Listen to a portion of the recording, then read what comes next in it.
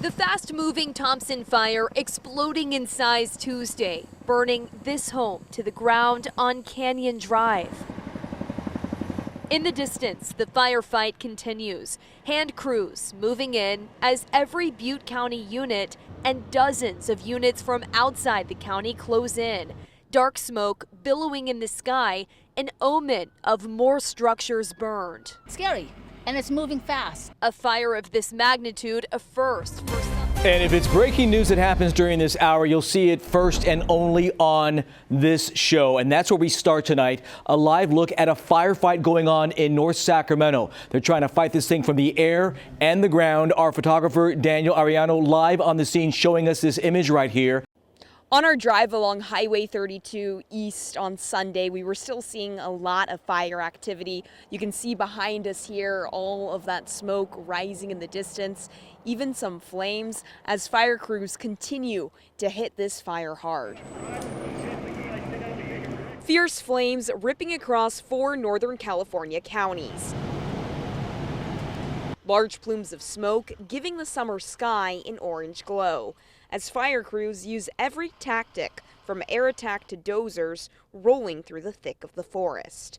Public Information Officer for CAL FIRE, Blanca Mercado, says what they call a lid was sitting over the fire much of Sunday. Because the lid lifted and now all that fire activity, anything that's been sleeping, kind of like a smoke that's been sleeping, now has the ability to take off.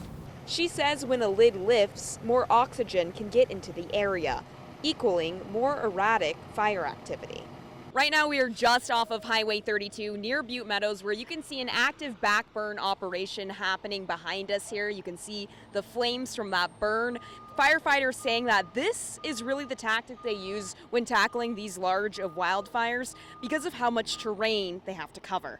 It's not your everyday greenhouse. This is the lab where we're developing new varieties of tomatoes. We're producing seeds and then we're trialing them. A quick walk through and it becomes clear it's actually a science lab. Through the natural ripening process, instead of turning red, they turn purple. Where tomatoes are bioengineered to grow a bit different. For thousands of years, people have been developing better fruits and vegetables. Nathan Pumplin runs Norfolk Healthy Produce, a one-of-a-kind in Woodland. Our founder, Professor Kathy Martin, developed a special way using bioengineering to make a high antioxidant purple tomato. The unique purple pigments are ripe with health benefits. A possible mountain lion attack. Dispatch audio describes the first moments of the deadly mountain lion attack, the horrifying moments for 2 brothers out to hunt for deer antlers. The information they had was RP's brother was being pinned down and the lion had a hold of his neck. An 18-year-old making the call, his 21-year-old brother dragged off by the mountain lion. The reporting party will be in a blue Honda CRV. He was also bit in the face. First responders rushed into the forest just outside of Georgetown near Darling Ridge Road, shooting and scaring off the cat that was crouched near the body of the brother who lay dead. Hours after that attack, Fish and Wildlife were able to locate that mountain lion somewhere in this remote area and kill it.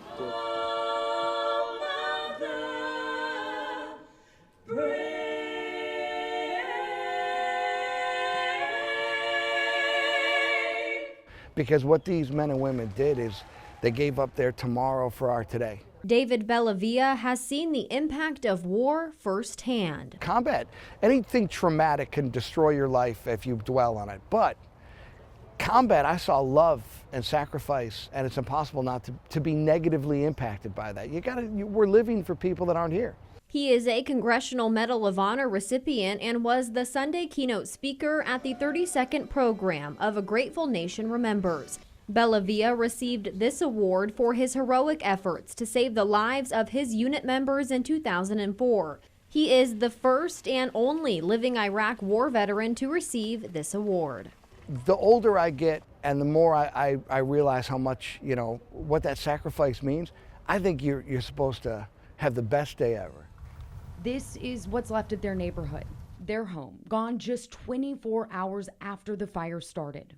It's just kind of surreal because everything that we owned is what you saw laying in an ash pile up there in Cohasset.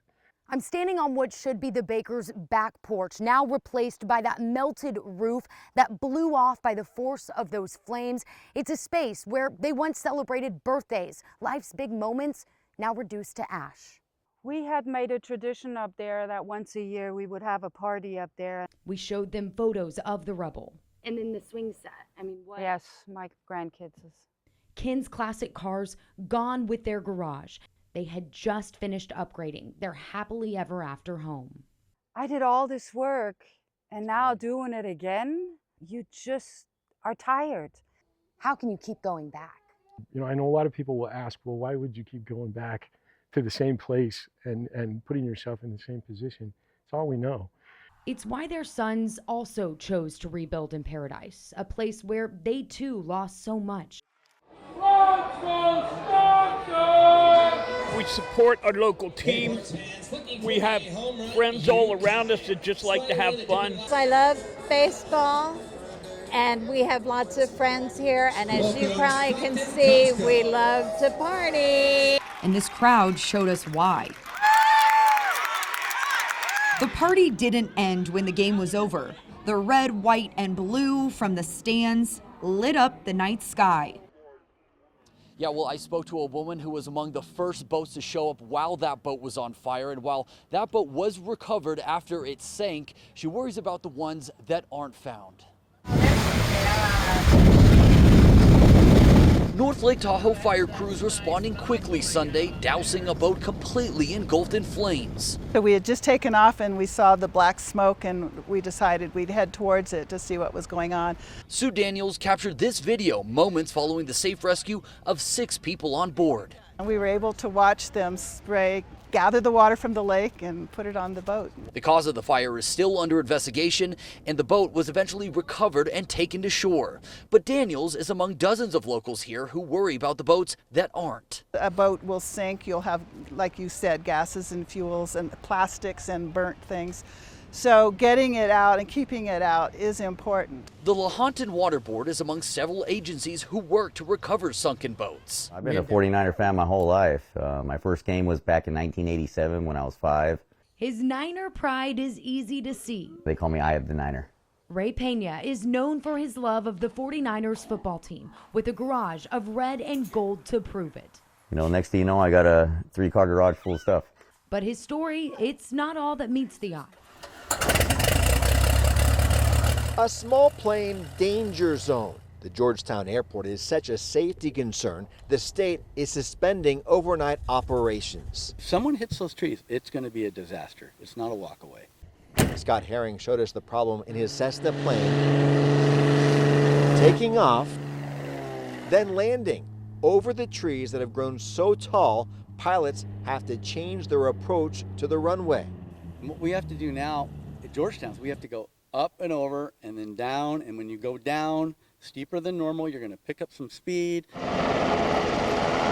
Crews taking an aggressive approach Wednesday afternoon, fighting what is now being called the highway fire. And within 30 to 45 minutes, it had grown to an acre. For Washington resident Doug Richards, the evacuation order came fast, leaving him little time to get everything he needs. We just grab little things, my medication, all our important paperwork, the dog, and we headed out.